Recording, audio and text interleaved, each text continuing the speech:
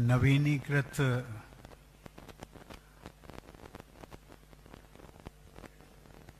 साधना केंद्र के उद्घाटन के अवसर पर मंच पर प्रमुख रूप से उपस्थित आज जिनका हम सभी को सानिध्य प्राप्त हुआ है, कल्याणकारी प्रवचन प्राप्त हुआ है, जीवन में एक दिशा मिली है, ऐसे शासन श्री साध्वी श्री सुब्रता जी, मंच पर उनके साथ में उपस्थित अन्य साध्वीगण, महावीर मेमोरियल समिति के अध्यक्ष श्री के.एल. जैन जी, अखिल भारतीय अणुव्रत न्यास के प्रबंध न्यासी श्री के.सी. जैन जी, प्रसिद्ध हृदय रोग विशेषज्ञ व पद्मश्री डॉक्टर एस.सी. मनचंदा जी, इस योग क्षेम भवन के निर्माणकर्ता श्री राजेश जैन जी, इस सभागार में उपस्थित सभी प्रबुद्ध जन, देवियों और सज्जनों,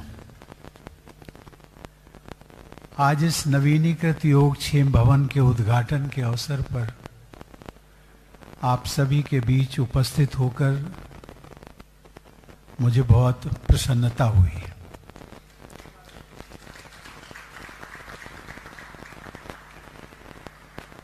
संयोग से आज स्वामी विवेकानंद जी की 162वीं जन्म जयंती भी है। ये एक और भी सुखद संयोग है कि इस भवन का उद्घाटन ऐसे पावन दिवस पर हो रहा है। स्वामी विवेकानंद जी हम सब लोग जानते हैं, वर्ष 1893 में शिकागो में आयोजित विश्व धर्म संसद एक ऐतिहासिक भाषण दिया था। इस भाषण में उन्होंने भारतीय ध्यान और अध्यात्म की परंपराओं को पहली बार वैश्विक स्तर पर प्रस्तुत किया था। अपने इस भाषण के द्वारा स्वामी विवेकानंद जी ने विश्व को भारतीय दर्शन, योग और ध्यान की समृद्ध परंपराओं की गहराइयों व महत्व से परिचित कराया था। हम सब जानते हैं कि जैन परंपरा और वैदिक परंपरा तथा सनातन परंपरा इस भारत भूमि की ऐसी ही प्राचीन परंपराएं हैं जिन्होंने इस देश की संस्कृति को समृद्ध किया है। ध्यान की परंपरा तो भारतीय संस्कृति की आत्मा है। प्रेक्षा ध्यान हमारी इसी समृद्ध परंपरा का ही एक महत्वपूर्ण अंग है। ध्यान हम सब जानते हैं अपने अंदर झांकने की ही एक प्रक्रिया है। ध्यान के द्वारा व्यक्ति अंतर्मुखी होकर अपने भीतर छुपे हुए रहस्यों को देखता है। हमारे ऋषि मुनियों ने पाया कि अपने भीतर का संसार बाहर के संसार से भी विशाल है और उसके अनुभव भी बाहर की दुनिया के अनुभवों के जैसे ही अद्भुत व रोमांचकारी होते हैं। अगर हम गौर से देखें तो पाएंगे कि जैन तीर्थंकरों की सभी प्रतिमाएं केवल ध्यान मुद्रा में ही देखी जाती हैं। जितने भी जैन तीर्थंकर हुए हैं उन सब ने ध्यान के माध्यम से ही कैवल्य की अवस्था को प्राप्त किया है। देवियों और सज्जनों, आमतौर पर यह देखा जाता है कि एक साधारण व्यक्ति का ज्यादातर ध्यान बाहर की दुनिया की तरफ रहता है। आजकल की फास्ट पेस्ड लाइफ स्टाइल में तो इस बाह्यमुखी प्रवृत्ति को और भी बल मिलता है। जीवन की भागदौड़ में फंसे बहुत से लोग तो कभी अपने अंदर देख ही नहीं पाते, अपने अंदर उपस्थित असीमता को जानने से वंचित रह जाते। अणुव्रत प्रवर्तक आचार्य श्री तुलसी प्राचीन जैन परंपरा के महान संत थे, जिन्होंने आधुनिक जीवन में आध्यात्मिक मार्ग पर चलने में आने वाली कठिनाइयों को भली भांति पहचाना था। आचार्य श्री तुलसी ने अपने अनुभवों के आधार पर देखा कि आधुनिक जीवन शैली में लोग जैनों की प्राचीन और समृद्ध परंपरा का लाभ पूरी तरह नहीं उठा पाते। उन्होंने पाया कि अगर आज के लोगों को जैन परंपरा से जोड़े रखना है तो प्राचीन सिद्धांतों को ऐसे रूप में प्रस्तुत करना होगा जो कि आधुनिक युग में प्रासंगिकता हो और आधुनिक जीवन शैली में व्यवहारिक भी हो। आचार्य श्री तुलसी ने इस विषय पर शोध करने के लिए और प्राचीन ज्ञान को आधुनिक रूप में प्रस्तुत करने के कार्य की जिम्मेदारी प्रेक्षा प्रणेता योगीराज आचार्य श्री महाप्रज्ञ जी को दी थी। इन्हीं प्रयासों के फलस्वरूप प्रेक्षा ध्यान के नाम से जैन समाज में ध्यान की एक परंपरा स्थापित हुई। मुझे बताया गया है कि इसी परंपरा को विस्तार देने हेतु वर्ष 1964 में अध्यात्म साधना केंद्र नाम से इस परिसर का शुभारंभ हुआ। तत्कालीन समय की आवश्यकताओं को देखते हुए जब वर्ष 1988 में इस परिसर में ध्यान कक्ष का निर्माण हुआ, तब संभवतः ये ध्यान कक्ष दिल्ली में स्थापित प्रारंभिक ध्यान कक्षों में एक था। तब से अब तक दुनिया में बहुत बदलाव आ गया। मुझे प्रसन्नता है कि यहाँ के व्यवस्थापकों ने इस बदलाव को समझा और समय की मांग के अनुरूप इस ध्यान कक्ष को एक आधुनिक रूप देने का कार्य किया। मैंने जब इस नवीनीकृत ध्यान कक्ष का अवलोकन किया उद्घाटन के बाद, तो पाया कि यह एक आधुनिक साधक की सुविधा के बिल्कुल अनुकूल है। यहाँ पर साधना के लिए बहुत अच्छा वातावरण तैयार किया गया है। कक्ष में जाते ही आध्यात्मिक शांति और एकाग्रता का अपने आप अनुभव होता है। इस ध्यान कक्ष का नवीनीकरण हजारों लाखों साधकों के लिए एक उपहार से कम नहीं है। मैं इस पहल के लिए सभी व्यवस्थापकों को बहुत बहुत साधुवाद देता हूं। देवी और सज्जनों, आप सभी ने ये देखा होगा कि आजकल विश्व भर में बहुत से लोग ध्यान में दिलचस्पी ले रहे हैं।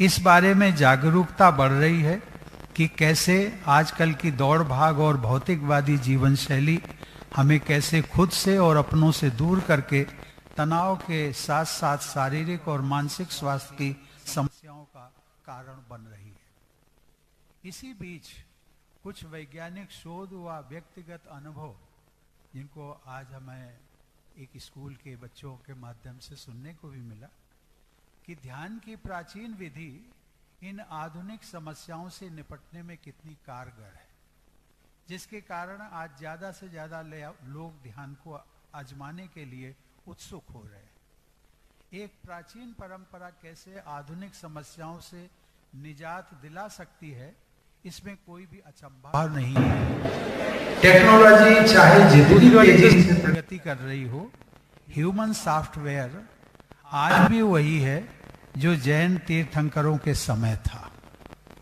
इसलिए उनके द्वारा दिखाया गया मार्ग आज भी प्रासंगिक है और हमेशा प्रासंगिक रहेगा। मुझे ये जानकर हर्ष हुआ कि यहाँ पर ध्यान के द्वारा विभिन्न क्षेत्रों में सराहनीय कार्य हो रहे हैं। मुझे बताया गया कि 3 दशक से अधिक समय से केंद्र में स्वास्थ्य पर ध्यान के प्रभाव को स्टडी करने का प्रशंसनीय कार्य चल रहा है। लाइफ स्टाइल डिसऑर्डर्स, जो हमारी जीवनचर्या की समस्याएं हैं और जो अनेकानेक बीमारियां, चाहे वो हार्ट हो, डायबिटीज हो, ब्लड प्रेशर हो, अस्थमा हो, अनिद्रा हो, एग्रेशन हो, डिप्रेशन हो, इन सभी समस्याओं में लाभ तो ध्यान के माध्यम से होता ही है। परंतु हाल ही में मेरे संज्ञान में लाया गया है कि ऐसा भी होता है कि पार्किंसन जैसी बीमारियों में भी ध्यान के माध्यम से लाभ मिलता है। ये वास्तव में आशा की एक किरण जगाता है, क्योंकि ये कुछ ऐसी बीमारियां हैं जिनका पूरा निदान तो अभी भी मॉडर्न मेडिकल साइंस के पास उपलब्ध नहीं है। देवी और सज्जनों, बच्चों पर भी ध्यान का काफी अच्छा प्रभाव पड़ता है। आपके प्रयोगों में भी पाया गया कि उनके स्मृति विकास के नहीं, उनके स्वभाव परिवर्तन के, उनमें एक भावनात्मक संतुलन एवं इमोशनल बैलेंस लाने के, उनके एकेडमिक और स्पोर्ट्स परफॉर्मेंस को बढ़ाने के, समाज के साथ उनके जुड़ने के परसेप्शन में उनमें जो परिवर्तन आते हैं वे भी आज के युग की आवश्यकता है। देवियों, सज्जनों और बच्चों, डिवाइन मदर का जो प्रोजेक्ट चल रहा है ये भी एक बहुत सराहनीय कार्य है। नाम भी वास्तव में बहुत आकर्षक है। माता को दिव्यता प्रदान करना और उसके माध्यम से दिव्य शिशु को जन्म देना हमारी तो ये समृद्ध परंपरा का हिस्सा ही रहा है कि गर्भ में आने से बहुत पहले ही माता पिता को अपनी संतान को जन्म देने के लिए तैयारी प्रारंभ कर देनी होती है। अपने आप को शारीरिक, मानसिक और भावनात्मक रूप से स्वस्थ और सामर्थ्यवान बनाने की, क्योंकि यदि माता पिता ही सामर्थ्यवान नहीं हैं तो वे एक समर्थ संतान को कैसे जन्म देंगे। कारपोरेट जगत के अंदर भी ध्यान के प्रयोग उल्लेखनीय हैं। कारपोरेट जगत में आज ये आवश्यक है कि तनाव रहित तरीके से सभी को साथ लेकर आर्थिक समृद्धि के मार्ग पर चला जाए। देखा जाए तो आर्थिक समृद्धि एक प्रसन्नता का कारण बनना चाहिए, जिसका उल्लेख केसी जैन साहब ने किया था कि शुभ और लाभ, शुभ में लाभ है या लाभ में शुभ है, यही हम जीवन भर ढूंढते रह जाते हैं। लेकिन अक्सर पाया जाता है कि आर्थिक समृद्धि अपने साथ स्वास्थ्य संबंधी, मानसिक व भावनात्मक अनेकों चुनौतियां लेकर आती है। ये देखने में आता है कि भौतिक समृद्धि की होड़ में अक्सर घर परिवार के बीच में भी कलह का माहौल बनता है। एम्प्लॉयर एम्प्लॉई रिलेशंस की बात करें तो यहाँ भी देखने में आता है कि तनाव बढ़ता है। मुझे लगता है कि ध्यान के माध्यम से इस भौतिक तृष्णा को, इस कॉम्पिटिटिव एनर्जी को उचित तरीके से इस्तेमाल किया जा सकता है। ऐसा इस्तेमाल जो सर्वांगीण विकास को फलीभूत करे, जिसमें समृद्धि सब तक पहुंचे, जो हमारी भारतीय संस्कृति है, परंपरा है, जिसमें कहा गया है कि सर्वे भवन्तु सुखिना सर्वे सन्तु निरामया। सबका मंगल हो, सबका कल्याण हो। आर्थिक समृद्धि अपने साथ बीमारियों की जगह खुशी और आनंद लाए। मेरा ये मानना है कि कारपोरेट जगत में ध्यान का प्रयोग बहुत ही प्रभावकारी हो सकता है। मुझे प्रसन्नता है कि अध्यात्म साधना केंद्र छोटे छोटे प्रयोगों को माध्यम से इस दिशा में प्रभावी कदम उठा रहा है। मेरे जीवन में ध्यान के अभ्यास से जो सकारात्मक बदलाव आए वे अत्यंत गहरे और प्रभावी रहे।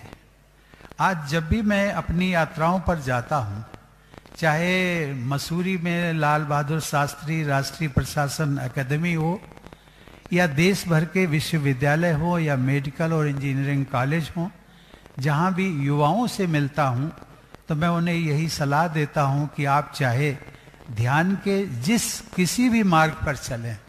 यहाँ मैं एम्फेसाइज करना चाहता हूँ, अदरवाइज लोग भटक जाते हैं कि ये अच्छा है, ये अच्छा है। पहले आप उस मार्ग पर तो चलिए, मार्ग पर चल कर के फिर आप तुलना करिए, पहले से तुलना मत करिए।